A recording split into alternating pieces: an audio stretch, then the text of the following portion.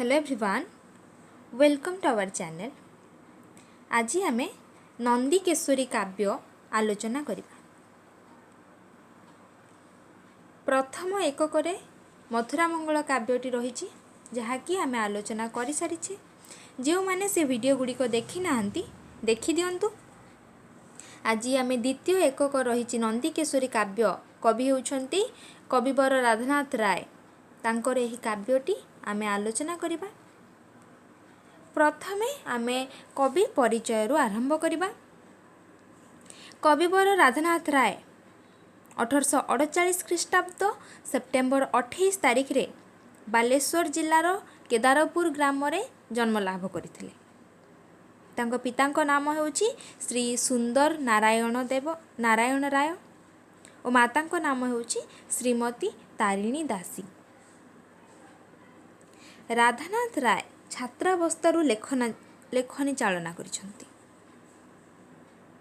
तांको जेतेबेले 18 वर्ष बयस होइतिला से बंगला कविता केतेक बंगला कविता रचना करथिले, जहाँकि कवितावली रे प्रकाशित। कवितावलीर प्रथम भाग रे प्रकाशित। जेतेबेले से पुरी ठारे शिक्षकता करुथिले से समय रे कवितावलीर द्वितीय भाग से रचना करथिले। मेघदूत मध्य अनुवाद करिसंती कविवर राधानाथ राय। तुलसी स्तबक, इतालिया जुबा यह तांकर अनुवाद पुस्तक। काव्य कविता जदि देखिबा ताहले केदार गौरी, चंद्रभागा, नंदी केशरी, उषा, पार्वती, चिलिका, महाजात्रा, दरबार। गद्य रचना होची तांकर विवेकी। संस्कृत रचना होची भारत गीतिका, धवलेश्वर स्त्रोतम। ये सब होची तांकर रचनावली बा सृष्टि संभार।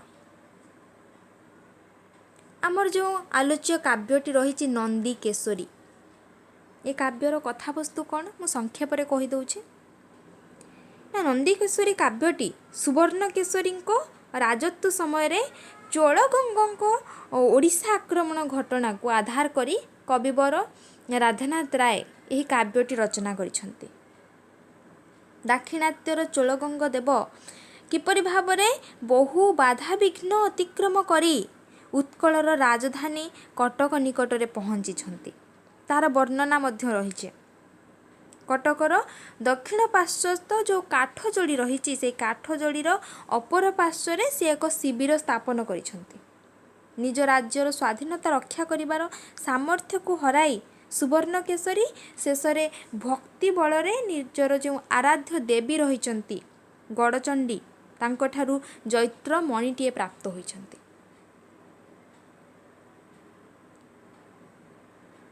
एहिपरि भावरे अति चमत्कार एवं ऐतिहासिक चित्र को नहीं राधानाथ नंदी केशरी काव्यटी रचना करिसंती। एही काव्यटी दुईटी सर्गरे विभक्त। आमर रिवाइज्ड सिलेबस अनुसार 2020-21 वर्ष पई जो रिवाइज्ड सिलेबस टी प्रस्तुत करा जाइछि सेथिरे आमको केवल प्रथम सर्ग ही पढ़िबार रहिछि। प्रथम सर्गरे कौन रहिछि ना, ये प्रथम सर्गटी नटवाणी वृत्तरे रचित, जहाकू विभास केदार वृत्त बोली मध्य कुहा जाए।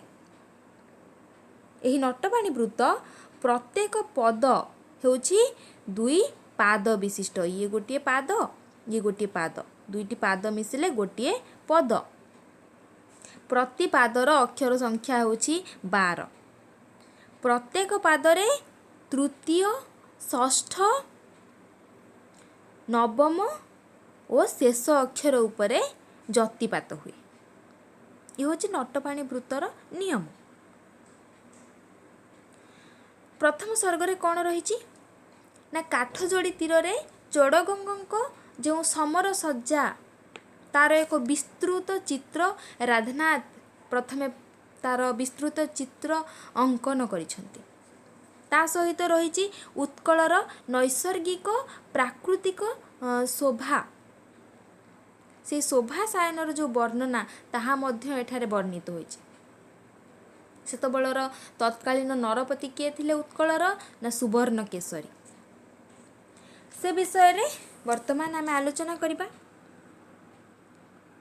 राधानाथकर ये जो नंदी केशरी काव्यटी ओभिडकर मेटामॉर्फोसिस काव्यटी जो रही से काव्यर अष्टम कविता द किंग मीन्स एंड शिला ये कहानीटी नहीं आउ बायरनकर द सीज ऑफ कोरिन ये ग्रंथरु कथावस्तु को राधानाथ संग्रह करिसेंती। से कथावस्तु को संग्रह करी ये जो आमर आलोच्य नंदी केशरी काव्य ये काव्यर परिकल्पना करिसेंती। से कथावस्तु को ग्रहण करिसेंती ता सहित उत्कलीय जो इतिहास रही जो किंवदंती रही ताको ये काव्य कौन करिसेंती सुसंयोजित करिसेंती। ता सहित ऐतिहासिक चित्र मध्य एठारे किपरि भाबरे ऐतिहासिक उत्कलर जो ऐतिहासिक चित्र रही सेथिरे मध्य कविंकर नूतन चित्र प्रस्फुटित होइछि।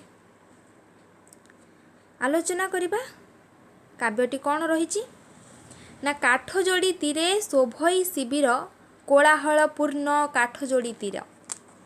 काठजोड़ी तीरे प्रथमे वर्णना करा जाइछि काठजोड़ी तीरे काठजोड़ीर कूलरे शोभा पाउछि कहार शिविर। शिविर अर्थ होछि सेनानिवास बा छाउणी बा जहाकू तंबू बोली कहा जाए। से काठजोड़ी तीरटी कोलाहलपूर्ण कहीं सेठारे आसिकी राजा शिविर देइछंती बा सेनानिवास आसिकी से छाउणी हेकी रहिछंती सेथिपई से काठजोड़ी कूल होछि कोलाहलपूर्ण। धाड़ी धाड़ी होई महानदी जाए शुभ्र तंबू शोभे खड़ी शैल प्राय। काठजोड़ी महानदी पर्यंत खड़ी शैल प्राय। खड़ी शैल कहले सीधा गार आकारर शुभ्र तंबू माने शुभ्र कहले धड़ा रंगर तंबू माने शोभा पाउछि। उड़ई केतन मंद समीरणे झकझके अस्त्र प्रदोष किरणे। उड़ई केतन केतनर अर्थ कौन ना पताका। मंद समीरणे मंद कहले अल्प पवन रे समीरण होची पवन अल्प पवन रे से जो तंबूरे जो सेनानिवास होइछंती छाउणी जाइछंती सेथिरे जो साम्राज्यर राजांकर पताकाटी लागिछि से पताकाटी धीरे धीरे पवन रे कौन होछि उड़ुछि। ता सहित जो अस्त्र शस्त्र रही से प्रदोष किरणे सूर्यंकर किरण रे से अस्त्र शस्त्र चमक सृष्टि होछि झकझक दिसुछि। बाद्रित शबदे कंपई अबनी नदी गर्भ उठे शत प्रतिध्वनि। बादित्र कहले बाद्य बा बाजा बाजा शब्दरू बाद्यर शब्दरू कंपनी अबनी परिवेश कौन होची कंपमान होची एवं तार प्रतिध्वनि माने से बाद्यर प्रतिध्वनि माने जेपरि भाबरे से नदी गर्भरू कौन होची शतमुख होइकी उठी आसुची बा से प्रतिध्वनि तो होची।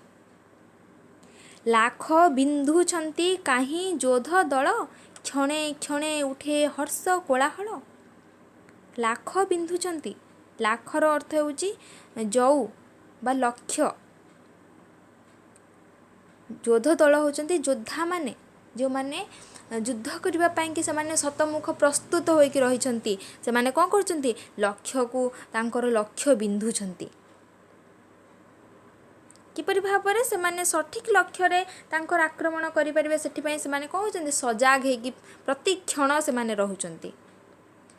क्षणे क्षणे उठे हर्ष कोलाहल से मानक मध्यरे गपसप कोलाहल माने कोन होची क्षण क्षण अल्प अल्प समय रे जोर रे शुभुची। आउ कोन वर्णना रहिची ना काहीं तलवार खेल बाड़ करे बिजुली पराए झळे सौर करे। जो तलवार रहिची से तलवार रो योद्धा माने कोन करूचंती खेल करूचंती। सेही खेल रे तलवार रो कौन होउछि ना सौर करे सूर्यंकर किरण जेतबेले से तलवार ऊपर पड़ुछि तार बिजुली पराए से चिक्कण सुंदर चमक सृष्टि होउछि। मल्ल युद्धे काहीं कंपे रंगस्थली ताली देउछंती दर्शक मंडली। ଯୋଦ୍ଧା ମାନେ ଖାଲି ତ ଛାଉଣି ହେଇଛି ସେଠାରେ ବସିବେନି ନା, ସେମାନେ କିଏ କିଏ ତଲବାରରେ ଯୁଦ୍ଧ କରୁଛନ୍ତି, ତା ସହିତ ମଲ୍ଲଯୁଦ୍ଧ ମଧ୍ୟ କରୁଛନ୍ତି। ସେ ଯେଉଁ ରଙ୍ଗସ୍ଥଳୀ ପ୍ରସ୍ତୁତ ହୋଇଛି ମଲ୍ଲଯୁଦ୍ଧ କରୁଛନ୍ତି। ତା ସହିତ ଦର୍ଶକ ମଣ୍ଡଳୀ, କେତେଜଣ ଦର୍ଶକ ମଣ୍ଡଳୀ ମଧ୍ୟ ସାଜିଛନ୍ତି ଏବଂ ତାଳି ମାରି ସେମାନଙ୍କୁ ଉତ୍ସାହ ପ୍ରଦାନ କରୁଛନ୍ତି। କାହିଁ ଅଶ୍ୱାରୋହୀ ଘେନି ଅଶ୍ୱବର, କଦମେ ବୁଲାଇ ଦିଅଇ ଚକ୍କର। କାହିଁ ଅଶ୍ୱାରୋହୀ, ଯେଉଁ ଅଶ୍ୱାରୋହୀ ମାନେ ରହିଛନ୍ତି ସେମାନେ ତାଙ୍କ ଅଶ୍ୱକୁ କ'ଣ କରୁଛନ୍ତି, ନେଇକି କେତେକ ଜାଗା କଦମେ ବୁଲାଇ ଦିଅଇ ଚକ୍କର, ଗୋଲାକ ଆକାରରେ ଏମିତି ଯାଇକି ବୁଲିକି ଆସୁଛନ୍ତି। କାହିଁ ବସି ଅସ୍ତ୍ର ମାଜୁଛନ୍ତି ଲୋକେ, କାହିଁ ଅବା ଗଳ୍ପ କରୁଛନ୍ତି ଥୋକେ। କେତେଜଣ ବସିକି କ'ଣ କରୁଛନ୍ତି, ଅସ୍ତ୍ରକୁ ମାଜୁଛନ୍ତି। ଅସ୍ତ୍ରକୁ ତାଙ୍କର ଯେଉଁ ଖଡ଼୍ଗ ରହିଛି, ଯେଉଁ ଅସ୍ତ୍ର ରହିଛି ମାଜୁଛନ୍ତି କହିଲେ ତାକୁ ଚିକ୍କଣ କରୁଛନ୍ତି, ତାକୁ ଆହୁରି ଧାରୁଆ କରୁଛନ୍ତି। ଆଉ କେତେଜଣ ବସିକି କ'ଣ କରୁଛନ୍ତି ନା ଗଳ୍ପ କରୁଛନ୍ତି।